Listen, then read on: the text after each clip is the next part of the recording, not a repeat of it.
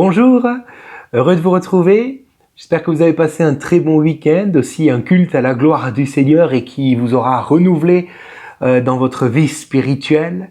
Voilà, en tout cas, soyez bénis. Je vous souhaite une très bonne journée, une très belle semaine, conduite encore par le Seigneur et que Dieu vous laisse sa paix.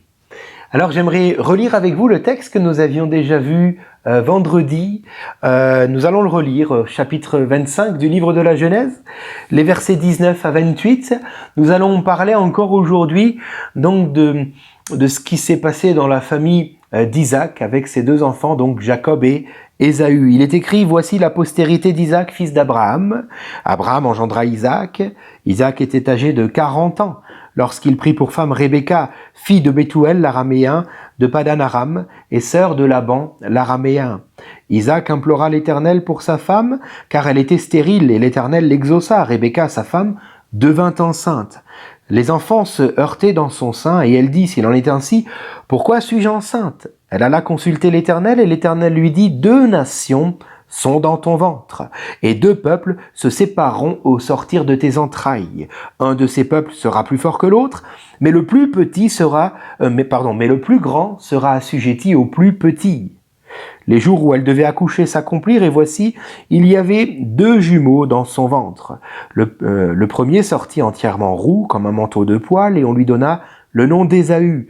Ensuite sortit son frère, dont la main tenait le talon d'Ésaü, et on lui donna le nom de Jacob. Isaac était âgé de 60 ans lorsqu'ils naquirent. Ses enfants grandirent, Ésaü devint un habile chasseur, un homme des champs, mais Jacob fut un homme tranquille qui restait sous les tentes, avec sa mère Rebecca, on en a parlé vendredi. Isaac aimait Ésaü parce qu'il mangeait du gibier, puisqu'il était chasseur, n'est-ce pas? Et Rebecca aimait Jacob parce qu'il restait sous la tente avec elle. Et là on dit Amen. Voilà.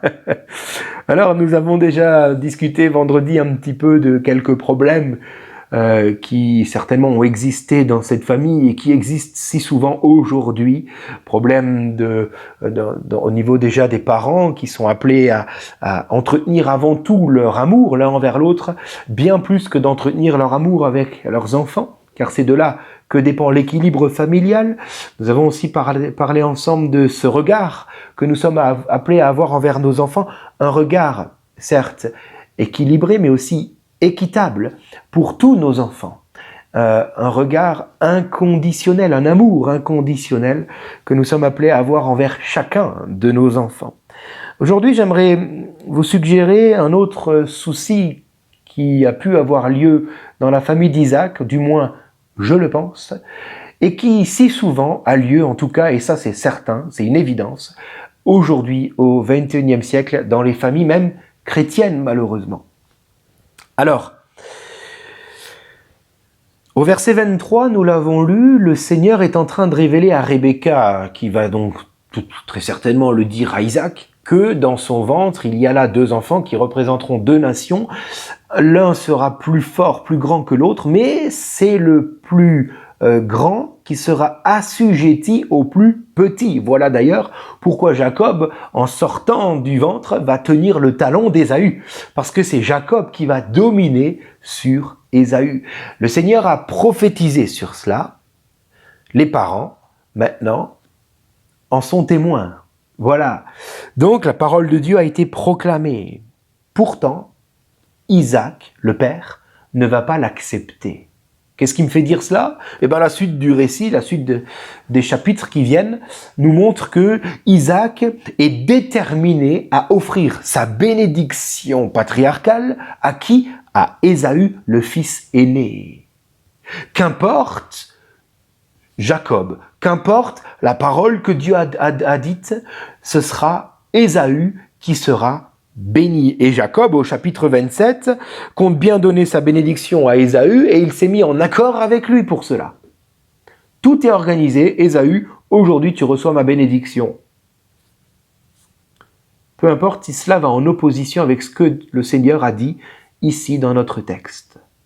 Alors, posons-nous la question, pourquoi Isaac a-t-il fait front comme cela face à la parole de Dieu? Pourquoi s'y est-il quelque part comme opposé?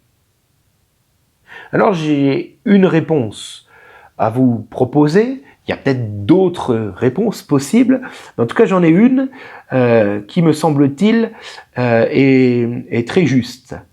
Je pense que Isaac a fait un transfert sur son fils Ésaü.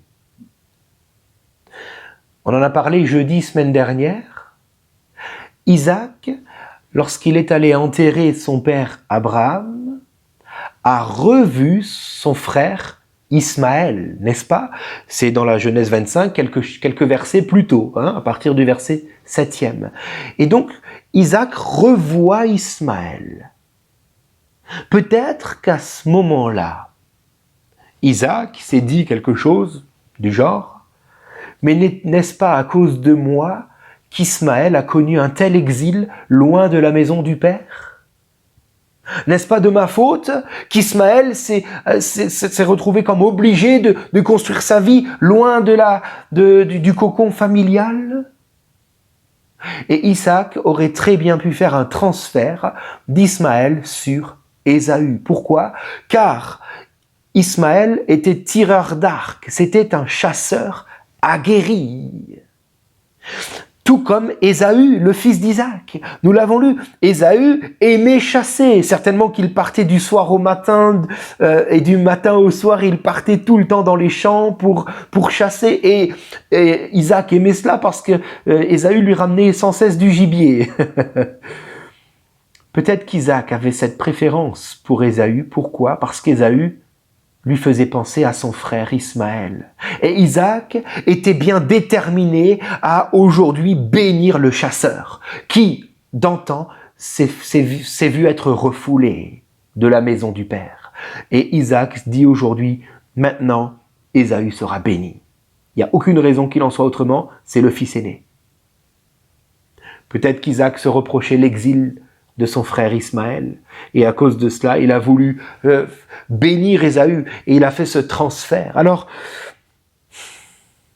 comprenons que lorsque nous faisons un transfert sur nos enfants, chose qu'il ne faut pas faire, nous devenons aveugles spirituellement. Nous ne savons plus apprécier la parole de Dieu. Nous ne savons peut-être même plus l'entendre. Si ça se trouve, Isaac a même oublié ce que Dieu avait dit à Rebecca et que Rebecca lui a rapporté. Lorsque nous faisons un transfert, la parole de Dieu n'a plus le même écho dans nos cœurs. Et même davantage, nous devenons aveugles spirituellement. Isaac n'a même pas pu reconnaître que Jacob, non seulement Dieu avait prophétisé sur lui, mais en plus de cela, c'était celui qui était le plus qualifié spirituellement. Pourtant, cela devait se voir. Et Isaac ne l'a pas vu. Qu'est-ce qui me fait vous dire cela? Nous l'avons lu au verset 27. Jacob était d'un caractère paisible, ou alors un homme tranquille, selon les versions que vous avez. Ça veut dire quoi, un caractère paisible, un homme tranquille? Est-ce que cela veut dire que Jacob est resté sous les tentes parce que finalement c'était quelqu'un de faible, quelqu'un de mou, qui avait besoin d'être assisté, etc., qui n'avait pas un caractère propre? Pas du tout. Pas du tout. D'ailleurs, quelques chapitres plus loin, nous verrons que, à un moment donné, Jacob devra pousser un rocher que normalement seul tout un groupe d'hommes pourrait réussir à déplacer. Donc, Jacob est un homme robuste et fort, du moins physiquement, mais même dans son caractère. C'est quelqu'un qui sait ce qu'il veut. Lisez la suite du récit, vous verrez bien. Il n'y a pas de problème pour lui. En réalité, ce terme hébreu traduit en français par tranquille ou par paisible se dit taham, qui veut dire être irréprochable devant Dieu. Et c'est le même qualificatif qui a été employé pour décrire Noé et Job. Imaginez un peu. Pourtant, Isaac ne va pas reconnaître cela dans son fils Jacob. Pourquoi? Parce qu'Isaac fait un transfert sur Ésaü. Et il est têtu, borné, et il compte bien bénir Ésaü parce qu'il fait un transfert. Alors comprenons combien c'est dangereux de faire un transfert sur nos enfants. Oui, nous pouvons faire un transfert sur nos enfants, malheureusement. Ce que moi, dans mon passé, je n'ai peut-être pas réussi à accomplir dans ma vie, je veux absolument que mon enfant le fasse et le vive. C'est une erreur à ne surtout pas commettre. J'ai personnellement un chemin que Dieu me trace. Mes enfants ont leur chemin que Dieu leur trace. Et ce n'est pas forcément le même. Je ne dois pas faire de transfert sur mes enfants, peut-être parce qu'ils me font penser à quelqu'un. Je pense là, et aujourd'hui c'est judicieux d'en parler, dans la période, dans la génération dans laquelle nous vivons. Je pense par exemple aux enfants. Aux parents isolés, aux parents isolés parce que leur conjoint s'en est allé un jour, peut-être sans prévenir, en tout cas il s'en est allé pour vivre sa vie, peut-être même avec quelqu'un d'autre. Et là, le parent seul doit élever les enfants. Et si l'un des enfants ressemble physiquement ou même au niveau du caractère au conjoint qui est parti si lâchement, est-ce que le parent isolé ne va pas faire un transfert sur cet enfant-là et aura du coup beaucoup plus de mal à l'apprécier, à l'aimer, au même titre que les autres? Comprenons que faire un transfert n'est jamais bon. Les enfants n'y peuvent rien, ils n'ont rien demandé. Mais si nous faisons un transfert, l'ennemi va s'en servir pour diviser, pour détruire, pour semer des choses mauvaises dans les cœurs. Nous ne devons pas non plus vouloir transférer nos motivations, nos projets, nos désirs sur la vie de nos enfants. Chaque vie est différente et Dieu a un projet pour chacun. D'ailleurs, Isaac, et c'est là que j'ai du mal à comprendre, Isaac, quelque part, lui-même pour sa vie à lui, a refusé le transfert. Je m'explique. Rappelez-vous que sa maman, Sarah, était stérile et que il lui aura fallu attendre jusqu'à 90 ans pour qu'elle puisse enfanter Isaac. Et nous l'avons lu, Rebecca, l'épouse d'Isaac, aussi est stérile. Comme nous l'avons lu, Isaac et Rebecca se sont mariés à l'âge de 40 ans et ce n'est qu'à l'âge de 60 ans, autrement dit 20 ans plus tard, que Rebecca va mettre au monde ses jumeaux. Isaac va donc pendant 20 ans supplier le Seigneur pour qu'au grand jamais cela se passe comme cela s'est passé pour sa mère. Il refuse que le chemin de sa mère soit le même que Rebecca doit emprunter. Non, Seigneur, je te supplie qu'elle tombe enceinte maintenant. Et pendant 20 ans, il va prier pour cela et cela va arriver. Alléluia. Parce que oui, ce que nos pères, nos mères ont vécu n'est pas forcément ce que nous devons vivre. Alors, veillons à ce que nous ne transférions pas sur la vie de nos enfants notre propre vécu. C'est la parole de Dieu pour l'équilibre de nos familles et plus particulièrement l'équilibre pour nos enfants. Afin qu'ils soient équilibrés, qu'ils grandissent, laissons-les aussi, tout en les enseignant dans la parole et en leur partageant nos expériences, certes, mais laissons-les faire leurs propres expériences. Ne leur imposons pas nos idées, afin qu'ils puissent aussi, eux, grandir et trouver leur chemin, celui que Dieu a prévu pour leur vie. Amen. Seigneur, je prie pour cet équilibre dans nos foyers. Je prie pour cet équilibre vis-à-vis de nos enfants. Que tu nous gardes de faire un transfert, Seigneur, mais d'avoir un regard juste et aimant sur eux. De leur communiquer tout notre savoir, toutes nos expériences spirituelles surtout, et de leur communiquer surtout ta parole, bien entendu, mais donne-nous de ne pas faire de transfert sur eux, de ne pas les voir de telle ou telle manière parce qu'ils nous font penser à telle ou telle personne, ou parce que nous voudrions qu'ils vivent telle ou telle situation, telle ou telle chose que nous avons par le passé vécu ou manqué de vivre. Seigneur, aujourd'hui tu nous montres et tu nous permets de balayer tout cela par la foi, afin de marcher selon ta parole par rapport à nos enfants, Seigneur. Merci pour cela. Amen.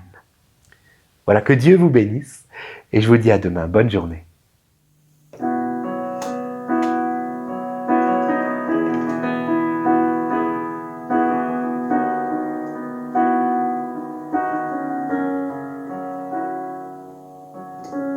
Dieu te bénit et te garde, qu'il rayonne sur toi, qu'il t'accorde sa grâce.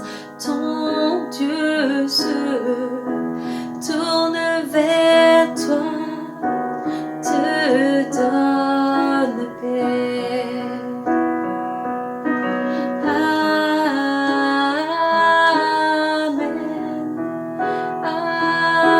Amen,